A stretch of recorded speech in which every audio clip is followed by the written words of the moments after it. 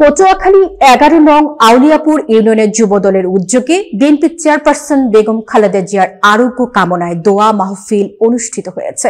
পটুয়াখালী প্রতিনিধি শিকদার সোহেল জানান, মঙ্গলবার দুপুরে মাছুয়াখালী এলাকায় আয়োজিত এই দোয়া মাহফিলে উপস্থিত ছিলেন ইউনিয়নের স্বেচ্ছাসেবক দলের আহ্বায়ক মোহাম্মদ মনির হাওলাদার, যুবদলের নেতা মোহাম্মদ সাখাওয়াত হোসেন, আহ্বায়ক রাশেদুল ইসলাম সুমন মৃধা সহ আরো অনেক স্থানীয় নেতা কর্মী।